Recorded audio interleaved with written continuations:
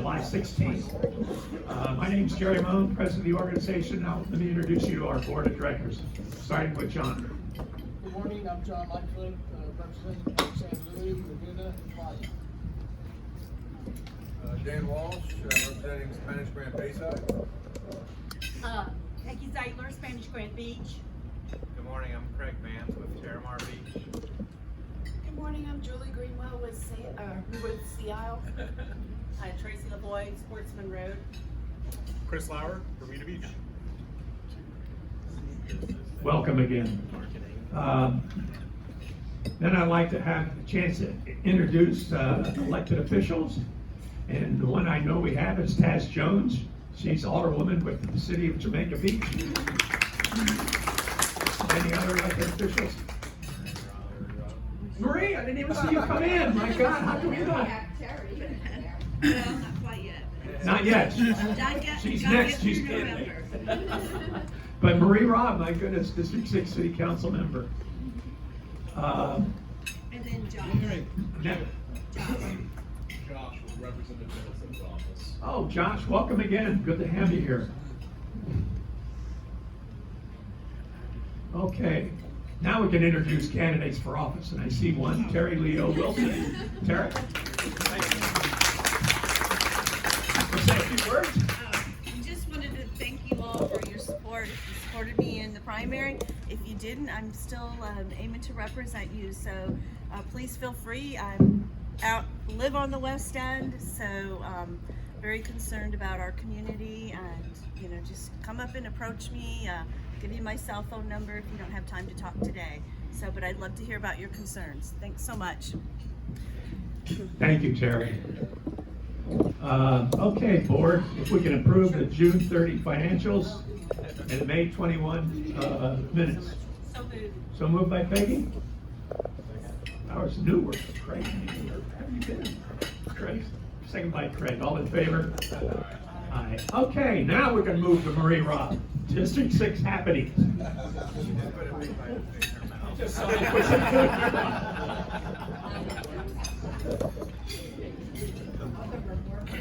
Sorry about that. Excuse me while I do my baby. On mine.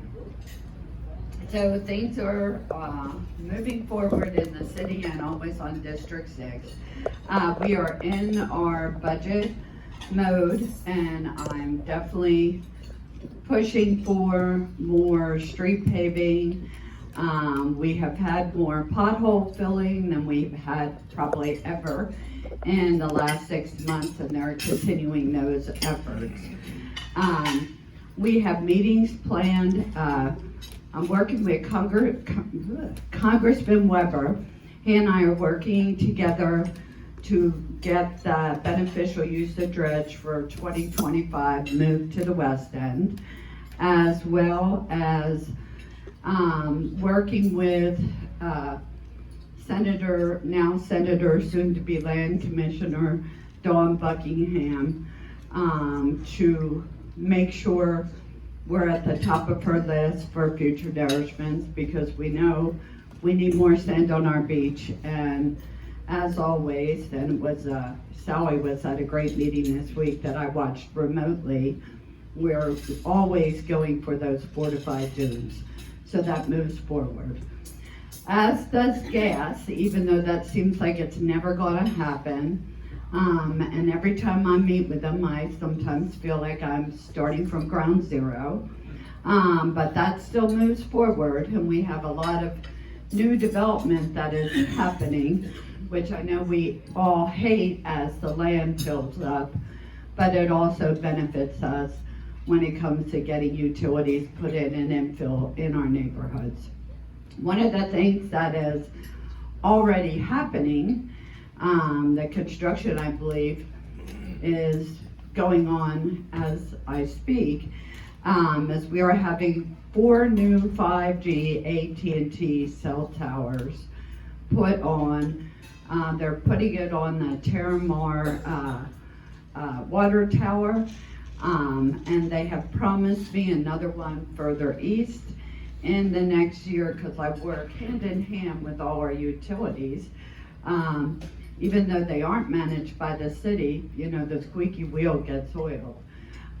So I'm constantly working with them. Centerpoint is continuing to improve their infrastructure, knock wood. We've had a couple blips, but really no outages of late. So things are moving forward there. As we do our budget meetings, I suggest you all watch. It's on Channel 16. Also, I always post it on mine online, but the city has it online, and it's on the city's website. Because the more input you all share, since we know we don't get enough funds, even though we provide the most tax base, your input helps me in my discussions with the city. So I appreciate any calls or letters you send. We always make sure they're read, and it does make an impact. I see Peter's here from the park board, and I clearly want to say the city had nothing to do with the drone show, even though I got 100 million calls. That was 100% the park board, even though everyone keeps blaming us. And it was a new concept. I think there should have been more preparation, but the city had nothing to do with it. We did have a beautiful, and we will continue to have our beautiful fireworks show here in Pirates, the PPOA, and that's all done by donations from the public and some sponsors. And that was one of the most incredible shows, even though they had a few glitches because it was a new vendor. But from my point of view, you didn't notice it at all. It was a beautiful show. Any questions or anything that I may be forgetting that you would like to ask about? How did I know it would be Peggy? Because you just know me so well. Thank you, good summary. And you alluded to this, I was chattering unfortunately towards in part of your presentation. But there was an article in the Galveston Daily News recently about assessing the safety due to our large events and the increase of numbers of tourists and turnout and disruption to the city. Well, there was a comment made at the park board by one of the councilmen saying that the city has taken the stance that it may be unsafe to have a big 4th of July. And I clearly want to say the city has never said that. We have never discussed anything like that at council, and I think that actually came from the park board discussion when they were talking, or at least I listened to portions of their meeting, and they were talking about safety. Okay, so do you know, as a result of that article and perhaps the misunderstanding of the public, will council address that at some point? Well, we will be, you know, when let's talk about the drone event where there were tens of thousands of people on the seawall. Well, it's the city that pays for the security. It's the city that provides, I mean, Peter Davis and his group, they do a beach safety during the event, but we also have extra police and so forth. So the city is going to look over the next year how hot tax may be used to help us add more security, add more police for large events and things like that. Thank you. Yep. So I got caught in traffic during the triathlon. The traffic control was just terrible, and they, you know, the police wouldn't ever stop a bicyclist who was number 869,000 in the thing, coming at the end of the thing to let a few cars through. I think they need to rethink that and give some priority to cars once the leaders get past. Yeah, and I will talk to David Smith about that. I mean, that is a great event for our island. It brings a lot of people. It makes me feel healthier just watching them drive by. So it does benefit us all health-wise. But I will talk to David Smith because I too sat in traffic, and it seems like they could have But I'll tell you, David Smith is the person at the city that handles it. And he really does. I mean, that pattern has changed in the 25 years I've lived here, at least 8 times. So I will make that suggestion to him. I heard you mention 25, talking about the dredge. We now talking 25 before there's any nourishment of the beach? No. If then? No, that's just getting us into the cycle, the beneficial use of dredge. But we have KEPRA, we have a lot of funds that are out there. I know Brandon has put it, we have Brandon Hill. Now the city has their own scientific position when it comes to beach nourishment. And I know he has 3 or 4 different grants in. So we work every angle when it comes to sand. Well, is there any possibility we're gonna get any nourishment in the next year or 2? Well, currently, I believe it's in the process of being leaded. So it will be starting somewhere in the next 30 to 60 days. We are having a design and engineered beach project being done, because the first thing you have to have is your design and engineering. And the reason that has to be done is if it is an engineered beach, FEMA won't reimburse when you have a storm and you lose it.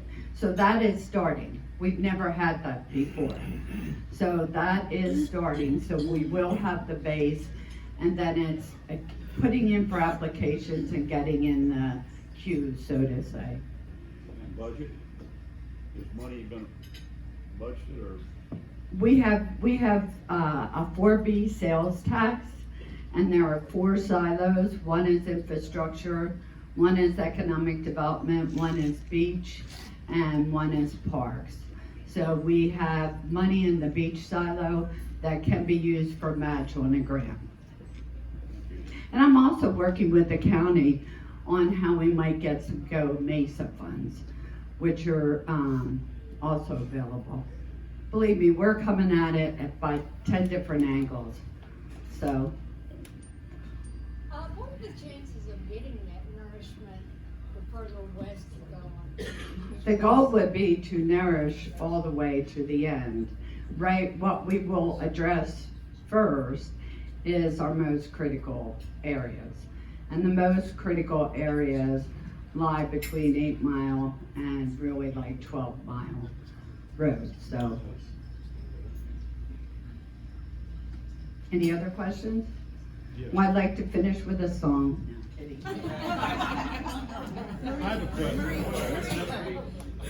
Yes. I have a question. On the beach nourishment, is that, I'm not familiar with the language there. Is that basically the same thing they did on the seawall where they dredged and brought sand into the beach? Yeah. In that plan, are there plans to build any kind of a dune with that? Or is it just extending the beach? It's just extending the beach. What we've done, I guess my question would be, why not? because there's not enough sand. So when you look at a sand nourishment, you can see the part that's on the beach, but a big part of it is also what's under the water. So what you're doing is you're raising the profile of the entire beach. So it usually has to do with how much sand. So we're also addressing other creative ways, like we have the intercoastal here.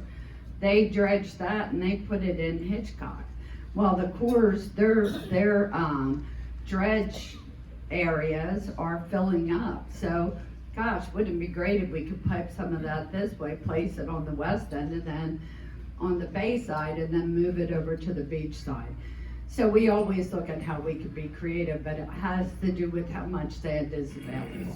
So you're basically saying there wouldn't be enough sand to create any kind of dune whatsoever? What we would do dune-wise is probably do a private-public partnership, and that's been done very successfully, where we work with the different homeowners associations, and that's how years ago Pirates, when they had the geotube fortified dunes, their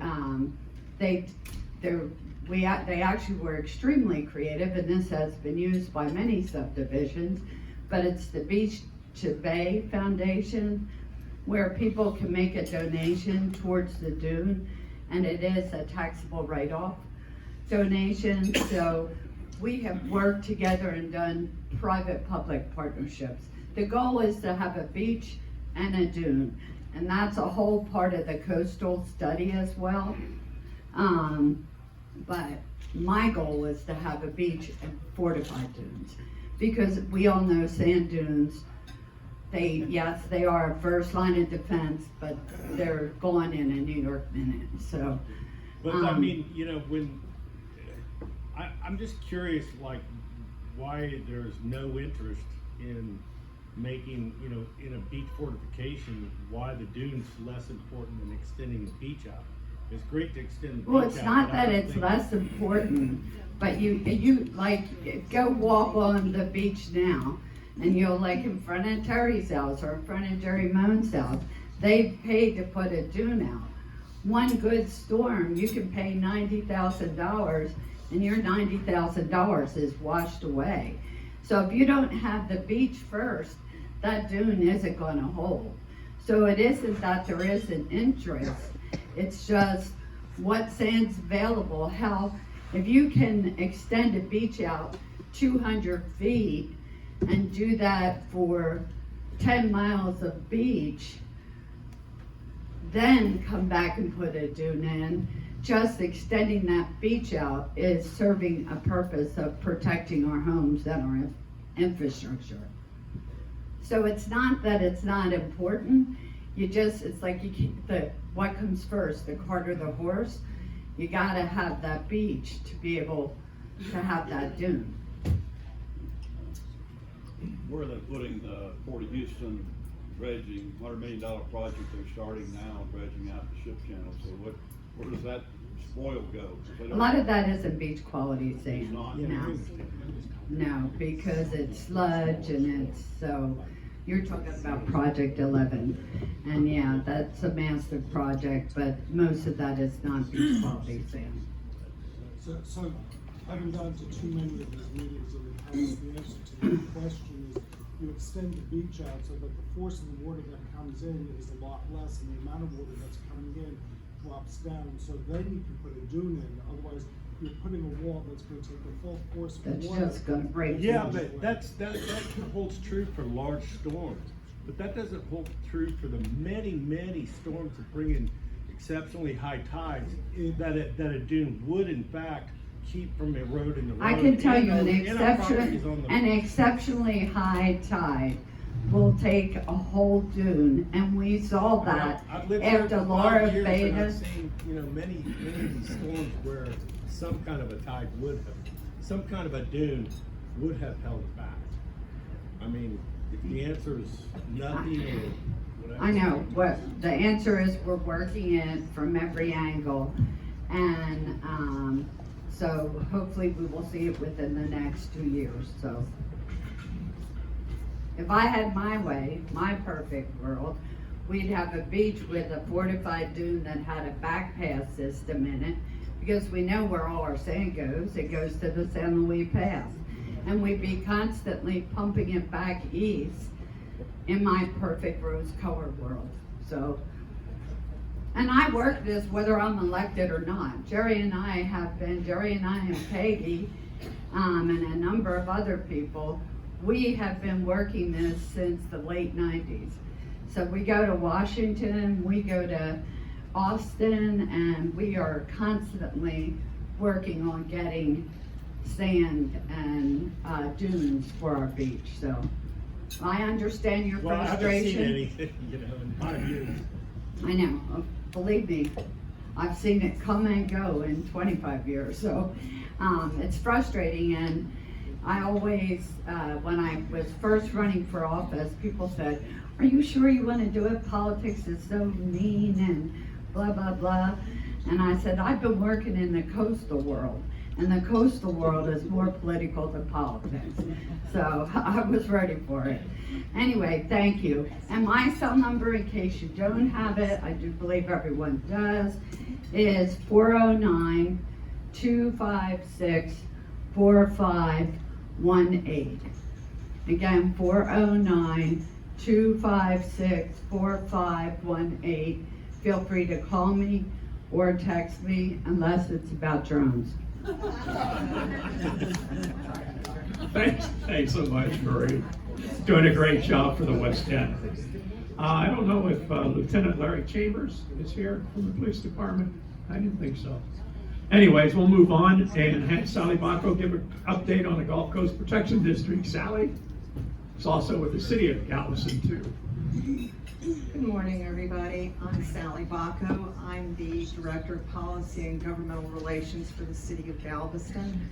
But I'm here today because in my role as a board member of the Gulf Coast Protection District, which is the non-federal sponsor for the Coastal Texas Study Storm Surge Protection System project.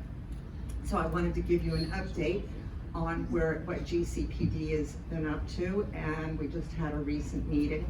Councilmember Robb referred to a presentation that we received today at our meeting from Bruce Ebersol. He has worked with the Jackson State University and over a 6-year period worked with Dr. Merrill and Texas A&M at Galveston on the Ike Dike, specifically with regards to the West End and the gate system at San Luis Pass. He gave us a presentation on improvements that we should be considering for the Coastal Texas Study Project. His recommendation from his analysis is the barrier should really, well, let me back up. The Coastal Texas Study Project, as you may recall, extends the beach and would put in place a dual dune system along the West End and Bolivar. And there's significant weaknesses with that recommendation, primarily just the nourishment of a dual dune system, which would be extremely costly to maintain.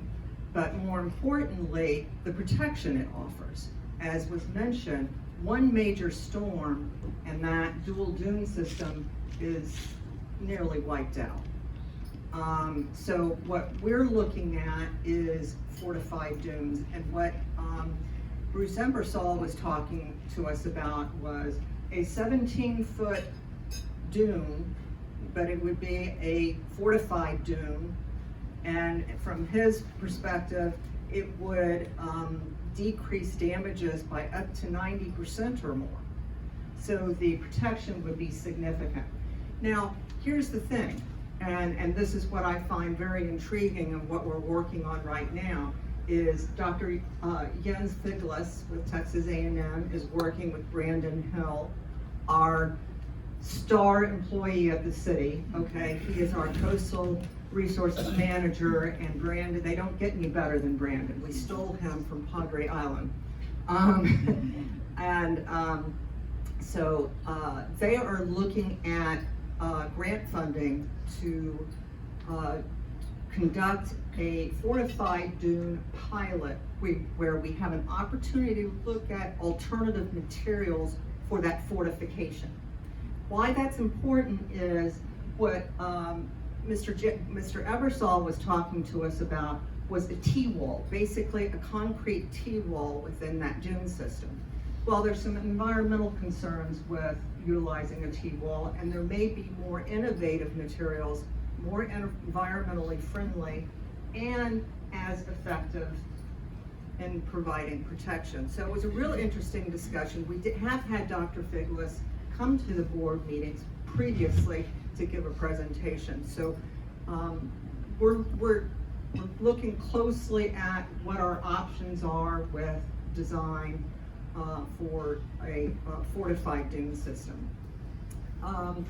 We also heard from the Corps at our meeting, and we're awaiting authorization for the Coastal Texas Study Project, but that's imminently going to be happening. And the Corps was talking to us about how GCPD will be coordinating with them on public open houses with regards to the Coastal Texas Study, and more importantly, community groups that will be formed. And so I'm eager to keep you informed and in the loop on how we progress with that. So the big question is, where are we on authorization? Well, as you remember, U.S. Army Corps of Engineer projects go through a two-tier process. First, they have to be authorized by Congress. That vehicle for authorization is the Water Resources Development Act. The House passed their bill in early June. Our project is authorized in that bill, and that's authorization for construction. All right? And the Senate bill also has our project authorized, and we are waiting Senate floor action. We were hoping, I was really hoping I was gonna be able to tell you that the Senate acted on it this past week, but our expectation is the Senate will act on it hopefully next week. The plan is to get it to the President's desk for signature before the August recess. So once authorization is finalized, then the Corps is going to be developing the project partnership agreement that GCBD will enter into negotiation with them on, and we'll start looking at setting up the open houses and the community work groups. So stay tuned, but hopefully we're gonna have some real exciting news on the authorization side. But we're wasting no time. This week, Nicole Sundstrom, our executive director, and I met with the Office of Management and Budget to talk about the Coastal Texas Study Project and how this project is essential for disaster protection, but also is essential for supply chain and economic protection, not just for the state of Texas, but for the nation, because 96% of manufactured goods are touched by the chemical industry. This region produces 42% of the base chemical stock used in manufacturing everyday consumer goods. So a big priority for this administration has been semiconductors. Well, to manufacture semiconductors, you need the base chemical ingredients produced in this region. So this is a essential flood protection, disaster protection system, but it is also an essential economic system, protection system. And OMB is in the process of preparing the President's budget request. And the traditional route for core projects is getting into the President's budget, annual appropriations, and then developing the work plan. So we're going that traditional route, but we're not stopping there. We're also looking at how we might identify a larger lump sum in a different type of appropriations vehicle that Congress will have to consider to keep the federal government running. So stay tuned on that. This week, yesterday, I attended the change of command at the U.S. Army Corps of Engineers Galveston District. Colonel Timothy Vail handed over the command to Colonel Rhett Blackman, and hopefully we can have him maybe come and visit the group here, so you can get to know him and engage in some discussion. So probably took too much time there, but if I can answer any questions or find any additional information that you would like, please let me know. Yes? So do they have somewhere where the meetings are posted so people can go in and watch? Because that was an excellent presentation. Yes, yes. What I'd like to do, unfortunately our meetings are not recorded because it's more costly, but you can stream and watch our meetings online. Gulf Coast Protection District, just go to, search Gulf Coast Protection District, go to our website. Our next meeting will be August 10th. It's at the Bay Area Community Center. This is at 5002 East NASA Parkway in Seabrook. How we work this is every third meeting we meet in Seabrook, but then we try and rotate around the district because we cover 5 counties. But for each meeting, there is a streaming link that you can go to, and it's on our website. And I should provide Jerry with that information so that you're sure to have it available to you. And Sally, the agenda and the minutes of each meeting are posted. So to keep up to the current information, at least about what's being discussed, because most of the directors are very accessible. So I would say if you see anything on the agenda and you're not able to attend the meeting, I'm sure Sally or one of the other directors would like to have an engagement, because we want to educate the public. Absolutely. You should feel free to contact me anytime. My email address that you can reach me is sbacco@galvestontx.gov. So whether it's GCPD information or any other legislative matter for that matter, please feel free to contact me. I'm happy to get whatever I can to help you understand this process and where we are. How do you spell your last name? My last name is Bekko. It's spelled B as in boy, A-K-K-O. And that's in Galveston. Galveston, yeah.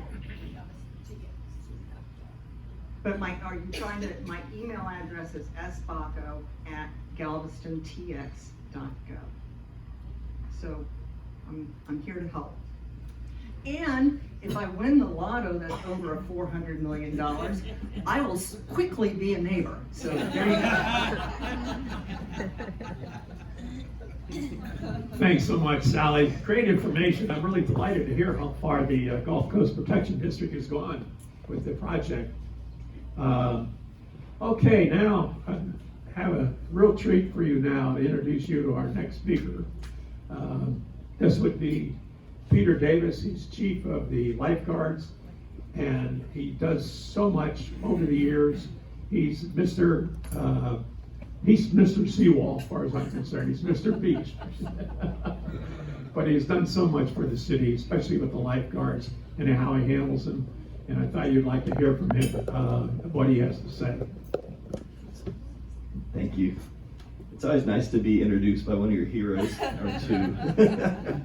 I'm really pleased to be here today. I haven't been to this group for a while, so it's really cool. And I see a lot of familiar faces out there. I'm actually your neighbor. It took me about 2 minutes to drive here from Bermuda Beach, so I'm happy to be with this group. I love the west end of the island. I couldn't imagine living anywhere better. I have a presentation that was really nice. I had all these really pretty pictures for you, and like young people in bathing suits running around and like all that kind of stuff. And I'm gonna look at it, but you can't see it because these things aren't talking right now. But feel free to stop me. I'd love to keep it informal if possible. But what I wanted to do is just kind of lay out a little bit about what the Galveston Lifeguard Service is. And I think a lot of people don't really know all the nuances and all the stuff we're involved in. So I was going to go through that pretty quickly and hopefully leave some time for discussion and questions and answers and stuff like that. So introducing myself, for those of you that I haven't met before, I've been with the Galveston Beach Patrol since 1983, so next year is 40 years. And I've been in the chief position for about 16 or 17 years now, and before that I was like the number 2 and whatever. So I've been doing it a really long time. I tried to leave Galveston. I actually did leave for about 10 years, but I kept coming back in the summer. So I lived overseas, I went to California, went to school, and then I ended up, of course, back here. I also do some volunteer stuff because running one of the busiest lifeguard services in the country is not enough drama. I'm also the president of the United States Lifesaving Association, which is basically all the beach lifeguard groups around the country. This is my 3rd term. I keep trying to get out of there and I keep getting sucked back in. And then I do a little bit of international stuff as well. There's a group called the International Lifesaving Federation, which is kind of like a overseer for pools and beaches and rivers and lakes all around the world. And so for that group, I work as the Secretary General of the Americas region. And so it's a lot of coordination with the South American and Central American groups. Work with Canada a little bit in the Caribbean and stuff like that. So I stay pretty busy just in the lifeguard world. But it's really cool because a lot of that stuff that I learned nationally and internationally all comes back here. So we get to bring all that info back. So when you look at how we run our stuff here, a lot of it we picked and chosen from all over the place to pick different techniques and stuff like that. Galveston Beach Patrol has 5 words that we kind of use, and this is something that our staff created. You'll see the first 3 on our trucks, but they kind of embody what we do. So they're kind of obvious. But the first one is prevent, rescue, enforce, train, and educate. And so if you look at our mission statement, it's Galveston Island Beach Patrol is to provide professional lifeguard service to the city of Galveston's beaches through the direct prevention of and response to aquatic accidents. That's what you would expect the lifeguard service to do. And then a big piece of it is the last part of it, and through public education, because we really feel like if we can proactively get out there and educate, we do about 30,000 school kids a year within the county mostly, but all the way up to Houston, about water safety, we can create a kind of herd immunity. So when they go with their friends who don't know about water safety, they're providing protection for them. They're saying, don't swim by that structure, there's gonna be a rip current there, don't go that far out, don't swim at the ends of the islands, like all the things that keep people safe. And so we really try to do a lot of educational stuff, outreach in the schools, but also with the media, and then on the beach. We track how many water safety contacts we have a year, and there are quite a few. Historically, we can trace roots back to 1875. There was a lifeguard station at the San Luis Pass, and they dealt with ships. And after the turn of the century and the Industrial Revolution, we started having recreational swimming here. And so Murdoch's area, the Balinese Room, over on the east end were really big spots back then. And so we follow in the footsteps of people like Ducky Prendergast or Leroy Colombo and all these kind of legends. Leroy Colombo actually has the world record for the most saves any lifeguard's ever made worldwide. And so, we kind of look at that as where we came up from our roots. In 81, we had been passed around for years. We've been 17 to 20 people since probably the teens. In 81, tourism was starting to really grow, and the beaches needed, I think, another level of management. I guess that's what the city decided. And so they created the park board in 63 to help funnel hotel tax monies to tourism. And so tourism meant keeping the beaches up, it meant providing protection, it meant stuff like that. But in 81, they decided to add the lifeguard crew and the beach maintenance crew, which are called coastal zone management, and use hot tax money for the tourism area of the beach. And then in that time, we also kind of really ramped up what we do, because we started using hot tax money. We were able to grow with tourism. We also formed that United States Life Saving Association about that same time, so we were getting resources to help. And at that time, we started growing. In 2007, there was a shift. In 81, we fell under the management of the Sheriff's Department, and so we were a division of the Sheriff's Office. I was a Sheriff's Department employee. I was a lieutenant over there. At the time, they finally ended that relationship, and I got given a choice to go work in the jail or to stay on the beach, and I chose the beach. It wasn't a hard decision, but it was a time that really gave us an opportunity to kind of really look at what we were doing. We still have really close ties to the Sheriff's Office. A lot of my friends from back then still are department heads and stuff like that over there. But we got a lot of structure from them that we wouldn't have had otherwise. So we kind of run a paramilitary style organization, which is really important because we're dealing with mostly teenage employees, and we have over 7 million visitors to our beaches a year now. So we're really, really, really busy. Our call volume is equivalent to anywhere in the country during the summer months. Even it matches San Diego, which I think is probably the busiest beach in the country overall.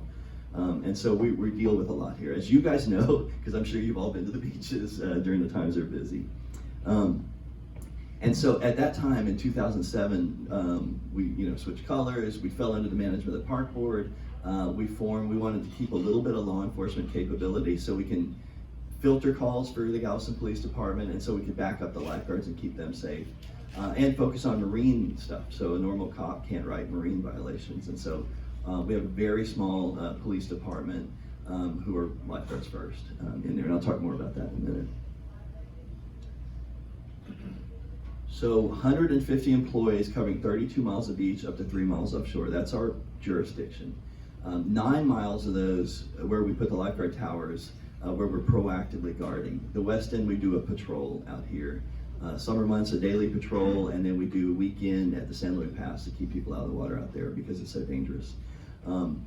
We make between 300 and 500,000 preventative actions a year.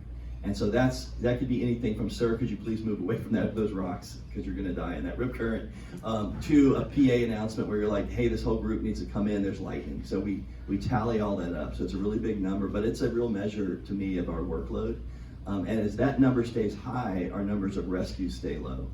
And obviously drownings also stay low. So we wanna keep that proactive approach. We're probably one of the most proactive lifeguard services I've ever seen, just because we're able to keep people away from these structures, which keeps them a lot safer. We only make about 200 rescues a year, and we do that 30,000 talks to school kids each year as well. So in addition to the 32 miles of beach, we respond along with our partners in the Galveston Marine Response to a lot of this stuff out here, these shallow bay areas, boat wrecks, lost people, drowning incidents, like all this kind of stuff we're doing here. So this is about 70 miles of water total that we're covering. This jurisdiction is, there are a bunch of groups involved in here, Parks and Wildlife, the City Police Department, Marine Division, the County Marine Division, Coast Guard has some stuff they do there, although they try to stay deep if they can. Because this stuff is so shallow and they don't have the toys to go out there as easily as some of us do. We work a lot also with Jamaica Beach Fire and Rescue. They have a boat with wheels on it that can get through all that crazy marsh stuff. And we're working off jet skis, or we have a shallow draft, bigger boat as well. To do that, we have of the 150 employees, we have 15 year-round employees. And these are kind of like your water SWAT. They have all these certifications: Swiftwater Rescue, Scuba, jet ski rescue operator, all this kind of stuff that we do with them. Tons of training. And there are professional year-round people. And then we've got 7 months of the year we bring in seasonal lifeguards to fill towers and to work that kind of stuff too. We're also certified with the Department of Health as a first responder organization, just like your fire department is. And we have that police department as well, I mentioned. So annually, we're doing about 2,500 medical calls a year. So all those medical calls, most of them, the vast majority of them, are like treat and release on the beach. So it's a fish hook in the thumb, we send them to the clinic. It's a jellyfish sting. There are more major stuff, heart attacks and drownings and that kind of stuff that get transported by the EMS to the emergency room. But most of those calls we can handle without having to tax our EMS or our fire. And so we're filtering calls for them. In a year, we're doing also about 3,000 enforcement actions. I think the last couple of years we've actually done more, so it's more like 3,500 or closer to 4,000. Those are similar in nature. Those are not usually arrests. Those are usually minor things like dogs off leashes, littering, all the stuff that annoys everybody who lives here when they see what's going on the beach. And so we do a lot of that as we're trying to do the lifeguarding stuff. So the guards, while they're in their towers, are like, hey, do you mind doing this? The trucks, when they're driving up and down, checking on the guards, and the swimmers, do you mind doing this? Or, we also have the ability to write citations, minimal because we have so few cops, but we do a whole lot of those, and we track each of those interactions. And we consider each of those something that Galveston Police Department doesn't have to come down and deal with, because they certainly don't have time to come down and talk about a dog off a leash. These guys are super, super busy.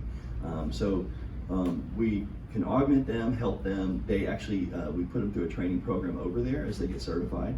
And then after a few years, a lot of our guys leave and go work over there because they pay better. So if you look at our stats, annually, when you look at all the stuff we do, all the lost kids, the 500 or so lost kids a year, these enforcement actions, medical calls, preventative actions, rescues, all of that together is only a fraction of what the preventative actions are. I mean, it looks like, I have a little diagram here, it looks like a Pac-Man. It's like round, and all that's preventative actions, and just the little tongue sticking out is gonna be everything else. So we really try to focus on being proactive. We also provide about, the last count I had was very close, a little bit over 600 signs that we maintain on the beach. So when you go to San Luis Pass and you see those do not enter the water signs, that's us, and that's us maintaining those and paying for them. All those signs along the seawall, keeping people away from the rocks, east end, and then every beach access point along the seawall and the beach parks on the east end have a rip current sign warning people about rip currents, and a rule sign telling what the rules are on the beach. So we keep all that up all year round. So that's our full-time staff, mostly in the winter, and then we replace stuff all summer long. We also have a lot of public education material, and everything we do is English, Spanish, and as much as we can, we use pictures and icons so that people, when they're out there, if they don't read or if they speak a different language besides English and Spanish, they can figure out what the deal is. So you see a lot of like swimmers with crosses through them and arrows saying don't swim that way, that kind of stuff. Because we're trying to hit as many people as we can with that. We consider that to be part of that proactive deal. We also have a lot of stuff on our website that's free. If you have worked with groups that are interested, you can download videos, you can download tabletop tents and brochures and coloring books and all this stuff on our website for free as well. And we have a lot of community outreach programs as well. We have a Survivor Support Network program, which is a partnership with a nonprofit called the Jesse Tree. And this supports the family of drowning victims. And especially in the case where the body is missing, the family's on the beach, and they don't have the resources to stay in hotels, or to, maybe they're not from this area or something like that. And so what we do is, with that Survivor Support Network, is we come in with a tent, food, water, counselors, translators, clergy, they do a needs assessment and figure out what they need. We also partner with hotels on the island to provide hotel vouchers if the needs assessment team figures out that they need that. And maybe even a meeting room as more family members come in. And then, as that family transitions back to their community, whether it's here or in another country, we liaise with the people that connect them so that they have a network waiting for them when they come back in. And so, as they go through this horrible, life-altering, worst thing that will ever happen to them event, they've got someone there holding their hand, being the connection to the different public safety groups, because it's overwhelming to deal with all of us.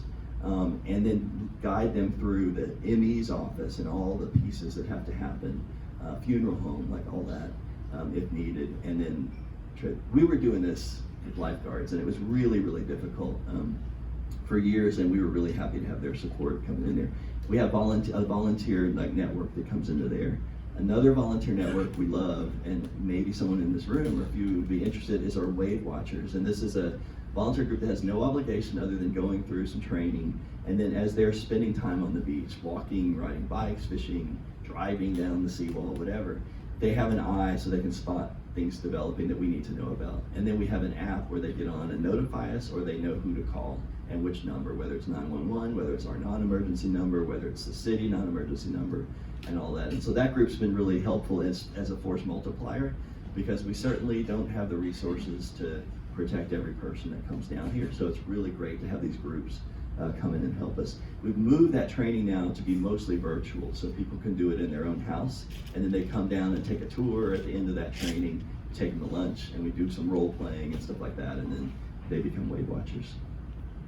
We work with UTB on a Department of Health environmental alert system.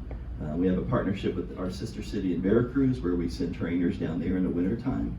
And then we started, and now the parks have taken over, beach disabled wheelchair program, where for free at those beach parks you can check out a wheelchair that has big puffy tires and you can roll it right up to the water. We did that because my grandma was a beach girl, and she was getting older and she couldn't really walk, down to the shoreline, but she loved the beach so much, and so we built one just as a demo, modeled on a company that was selling them for like $5,000. And we built it pretty cheap, and then we built a bunch of them because it worked so well. And so we rolled her up into the shallow water where her feet could be in the water when she was, older. So that was a really cool thing. And I figured because it worked for her, it probably worked for a lot of people. And now the parks run this great program where tons of people use these every day. We also provide some training for surf camp instructors and the other emergency response groups. We have a social media campaign. And we have our junior lifeguard program, which just ended yesterday, which is a day camp. 10 to 15-year-old kids come down. Now yesterday I was down there. We did this big event at the last day, so it's a big competition thing. And all the kids are out there with their racing boards, they're doing all their thing and stuff like that. And I was talking to this guy, some of you may know him or his dad. His name is Joe Cerdas, his dad's name is Jose Cerdas. Joe started with us at 10 as a junior guard. He went all the way through the program, became a lifeguard. Then he was a supervisor. Then he hired on as a full-time person. Then he went through cop school and became one of our peace officer supervisors, and was with us for a number of years. And now he transitioned up to League City Police Department. His kid, 2 of them, were in the program and they were racing.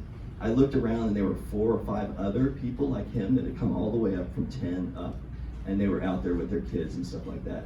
So what it hit me, it was just yesterday, I was kind of like, well, we've really kind of created a culture where people are starting and they're coming up in this environment. By the time they hit 16 in their lifeguards, they not only know everything about the beach, they're completely drown proof, but they also know how tourism works and how Galveston works. So they're like, they come all the way up like that. And so I think that this is sort of like one of our big successes is this junior lifeguard program. We've been running it for about 35 years now, and it's been like a long-standing thing. So it's about 120 kids in there. It's a 6-week program, and if you've got anybody in that age group, it's really, really fun. So we try to keep it pretty non-competitive, except for we do 1 day a week that's like a sport day, and so that's kind of how we ended on that as well. We do a lot of training, but I'm talking so much I'm gonna kind of skip that. Just know that the lifeguards have 100 hours before they sit in that stand of training. It's a quite a bit higher level of training that they need to have and higher swim standard than like a lifeguard Schlitterbahn or a pool or Moody Gardens or something like that. It's really demanding. We weren't able to keep pace with pay like a lot of other hourly jobs, so we had price wars going on. Well, everyone does. Anybody that works with seasonal workers has price wars going on right now. So we were paying traditionally 30 to 40% above our biggest competitor, which is Schlitterbahn. They have 350 guards if they're fully staffed. But the training is much less, right? So I'm 16. I'm gonna go work a beach where all grown-ups are yelling at me because I'm telling them what to do, or I'm gonna go hang out at Schlitterbahn and hang out with a whole bunch of kids my age and have parties afterwards. I'm probably going that way unless the pay is like a lot more. And so we've always been able to do that, but they're a private company, and so they read the writing on the wall and they jumped theirs up from probably 10 something to like 16 an hour. We're like, oh my God. So we're paying 14 an hour, which we just raised from the year before from $12.50 because we were worried about the same thing. So we just figured out how to swing 18 an hour. We're probably gonna have to go to 20 pretty soon. I don't know where this madness ends, but it's difficult. And if any of you work in the arena of seasonal workers or part-time workers, I'm sure you're facing the same stuff. Lifeguard's especially hard though because it's hard work. You're out there all the time in the sun. So I don't think we would pull off filling those stands this year. We're short-staffed, but we are able to compensate because we work with so many J1 visa. We have a lot of guards from Columbia that have come up year after year. Some of them are even senior guards and are looking at being supervisors now. But most of them they're grad students. They have to be students. They can work 4 months total. And so they're able to come up and work a ton of hours and go back. And when we were holding them down to 40 hours a week, they were going to get extra jobs and working at Landry's or Schlitterbahn or wherever. And now, this year it's empty tower or overworking staff. We're just facing these challenges that are really difficult for us, but they're happy because they're making a lot of money for the moment. We also have a program called Galveston Marine Response, which I alluded to. Police, fire, EMS, Sheriff's Office, Jamaica Beach Fire Rescue. We all work together to kind of coordinate the response out here. It was designed for hurricane response. So we have a special radio channel, special equipment. We can make little teams up where we have a rescuer and a safety person and a driver, that kind of stuff. So they could work autonomously during an event when everything collapses like Ike did. But it's ended up being a really great way to coordinate. So you probably see this and maybe don't recognize what it is. If you're out on the beach or bay and you see suddenly all the ones with the lights coming, right? All of us, we get there. And it's very coordinated. Like, so it may be that it's beach, which is our jurisdiction, but we only have 1 truck available or 2 people. So fire department takes the incident command position. It may be over here that we jump in a boat with Jamaica Beach Fire Rescue because they need a rescue swimmer, and a police officer jumps in, to provide safety because someone's having some mental issues or whatever. I mean, it's tailor-made to those events. And so it's been another success. I remember, at least I've been around long enough to remember when we used to compete and race and see who could get to the victims, and you fight over whose jurisdiction it was and all this kind of mess. And it's been years. It's really been since Ike. But we really seem to work a lot better as a team. And it really feels good to me because we are, the city's lifeguard service by city ordinance designated that. And I really like the idea that we're all really coordinating our rescue effort, because when you're in trouble or someone you love is in trouble, you don't want us fighting over who's there first. You want us there the most efficient and professional way you can get it. And that, I see it happening. I think it's a really great deal. There's areas we need to improve and a lot of stuff, but I think overall the public safety response that you're getting, particularly out here in the West End, is so much better than it used to be. And we have a long way to go. We need to put more resources out here for sure, but I think we're doing a lot better now. I mentioned our police department. I'm probably gonna skip that. I wanted to say that when we have 2 police officers in rotation right now. There's only 4 total, and I'm one of them, and I'm stuck in meetings a lot of the time. But they're lifeguard supervisors. They're working in an area as a lifeguard supervisor, and if needed, they can use their law enforcement capability. I don't have, unfortunately, which I would love to have, but I don't want to give you the misconception that we have 30 officers that we can deploy just as peace officers every day and handle stuff like Sunny Beach and all the issues that need to be taken care of. We need more security on the beaches. We need it on the seawall. We don't really have a enforcement presence consistently out there on the seawall, and we haven't since the early 90s when we used to hire off-duty police officers drive up and down. When we obviously need more here on the West End, although I will say Galveston Police Department does a pretty good job with the amount of officers they're posting out here compared to years past. They seem a lot more responsive.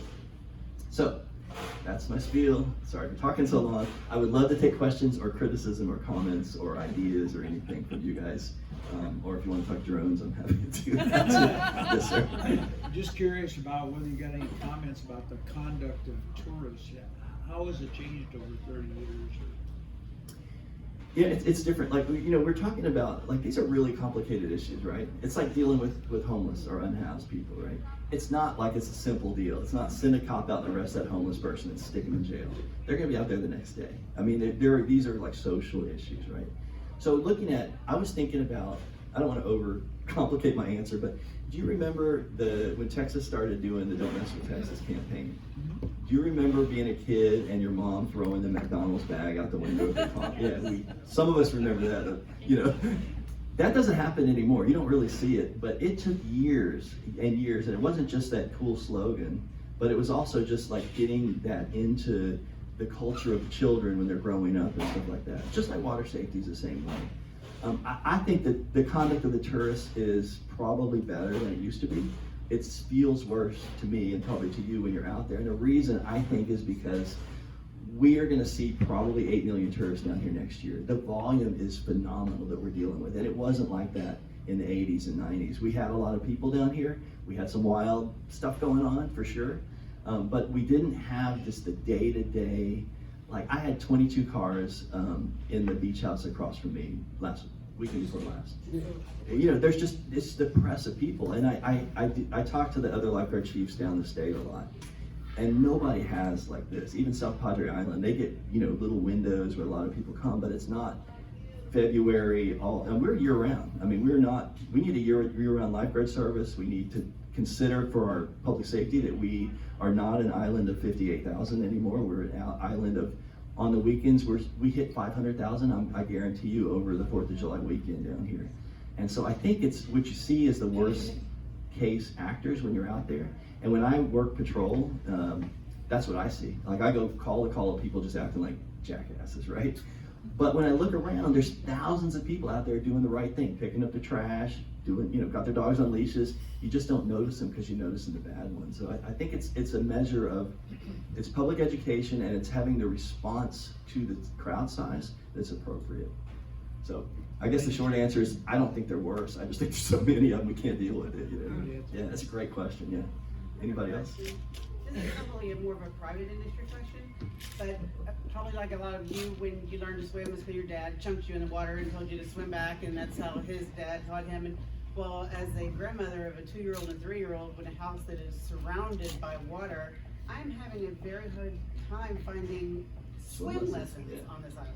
Okay, I can't help you, I think, with that one. We have a dearth of this, right? We don't have enough, the cool thing is we now have this great public pool, which the city had built, and it's phenomenal. Like, if you haven't been there, go. And then you've got some others here. But the swim lesson thing is an issue. The only ones I know is the Galveston Island swim team has a Learn to Swim program, and they started about 3 with that one. We have it at. We don't. All right. The problem is There's one here too, right? There's swim lessons at the pool. Thank you. Yeah, And yeah. one of my problems with that is they don't actually live on the island. They come on the weekends and things like It that. doesn't matter. You don't have to live on the island. No, I'm talking about those, they're not available on like Sundays. So what I was wondering if, like, you have all these lifeguards who want extra money, that's what goes into the private industry part of it. Would it be possible to start some sort of private swim lesson where they would go to your pool, or? Yeah, it's just ideas for. I think the answer is really school districts, because we used to have that Learn to Swim program, in the school districts, and if they're not learning there, and this is why we enforce, we can't force it really, but we really try to push the idea that if you are a non-swimmer, if you've got children that are young and don't swim, if you're anywhere near water, and we're right next to water right here. I mean, anywhere on this island we're close to water, is you gotta have a life jacket. You gotta put it on the kids. Even my daughter used to hate it. She hated that thing when she was 3 or whatever. But we had to do it because until she could swim to save herself, she was around water all the time. And all we had to do is turn around for a sec.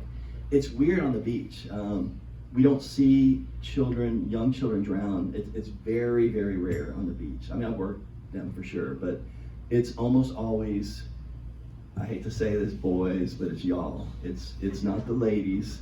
It's men that drown. It's young men. So it's 15 to 22-year-olds for the most part, because we're, I guess, not as smart or something. I don't know what it is, but our drownings in the beach are not kids because they're smart enough to not go deep into the waves. They'll drown when they fall in stuff, right? The younger kids. But it's and this is worldwide. This is not Galveston. This is everywhere in the world. There's 2 spikes, and this is that international lifeguard stuff I work with so much. There's actually three groups that drown. The first one is the one I'm describing, and this is mostly more in open water. Then there's 2 young people groups that drown, and they drown at way higher rates, whether it's the States, whether it's Bangladesh, it doesn't matter. Way higher rates than anyone else. It's little babies that barely can walk, like toddlers. Like they toddle over and then they fall in something. And it could be, in the States, it could be a pool, but it could be a well, it could be a lake, it could be a river. The next group they're about 5 to 6, and that's when they start running around in little packs, and they don't get the same level of parental supervision. And so the 2 things we can do to compensate for that, other than the pool things like barriers and latches and drains that are proper and stuff like that, the 2 things we can do is, one is the life jacket deal. The second is, if you are with any group, a family group, you go to the beach, you go to a pool, whatever, and they're really pushing this hard all through the different organizations that work with drowning reduction. But it's designated water watcher. So it's a person without distractions, no cell phone, no drinking. Like, there's one person, it's like your designated driver kind of, that just focuses on that group. And you can take turns, but I mean, that's it doesn't help you, but that's what we've come up with so far. Any other questions? Peter. Yes, ma'am. Excellent presentation. Thank you so much. You are a great speaker. Would you talk to us a little bit about where your group is stationed and what your headquarters? She alley-ooped it. Thank you, Cody. It's not the first time she's done that for me. I think it's like a bad thing. So we're in this really old building at Stewart Beach. I don't know if you've seen the pavilion, but it's in horrible shape. We've closed it to the public. We've got little safety corridors for me and my staff to still use it. The building needs to come down, and they really need to do something. It's the premier beach in Galveston, so we need to do something really, really nice there. That's going to take a while. So they're looking at public-private partnerships. The city and the park board are discussing this a lot. Meanwhile, we're in this building, and everyone else is out of the building, and it's just an eyesore. So what we started doing, and we got board approval, we have built up quite a bit of a reserve in Beach Patrol with money, so we can apply some of this money to leverage for grants. We can use it for financing, all this kind of stuff. but we need a new lifeguard headquarters, and so we've started the schematic design phase of that, and very soon we'll have something that we can bring to the city, we can show around and show you what we're talking about. The cost is not crazy, surprisingly. The building materials now, that building that we're in now, it was meant to last 30 years, which was the standard at the time. They tell me this one will be a 70-year building, and so I guess the building materials are just so much better. So we're moving toward that. Now that process is going to be a process. It's probably going to be 3 years or something like that until we're actually in that building. That building, this is me, but we're really looking at using open spaces for cooling.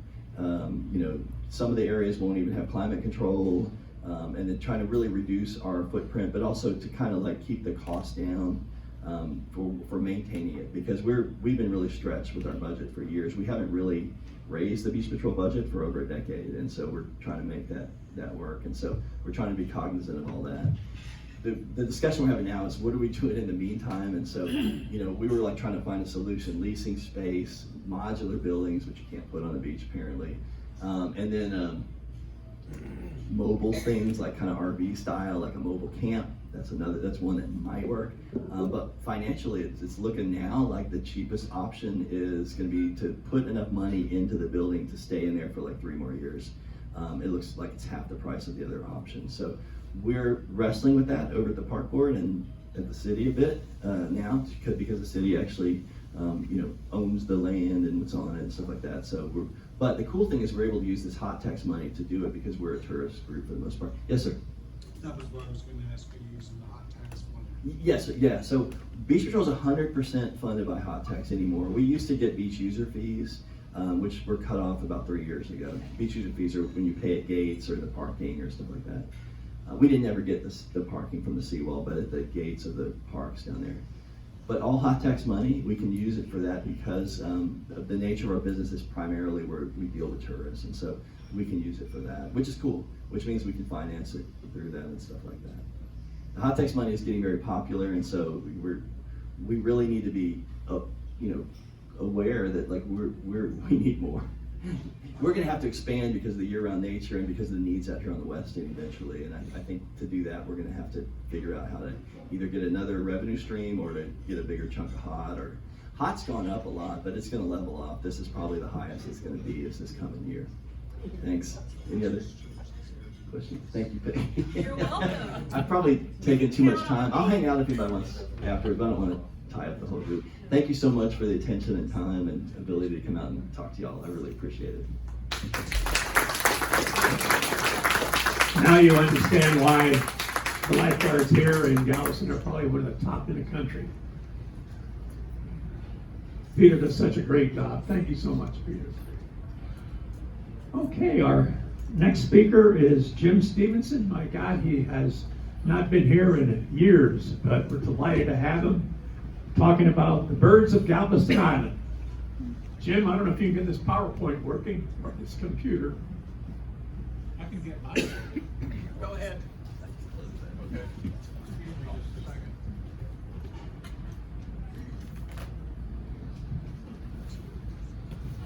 We'll take a little break. Have some coffee.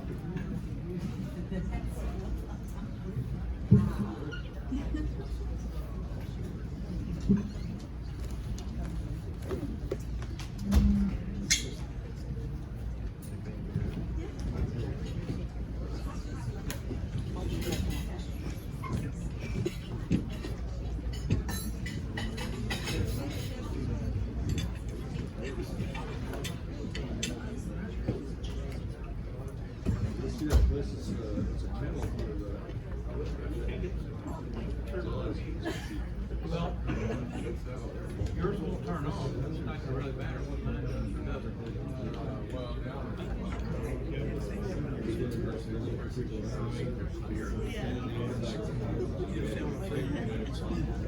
I figured it out.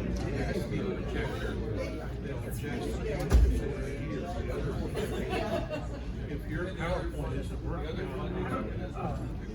I don't know.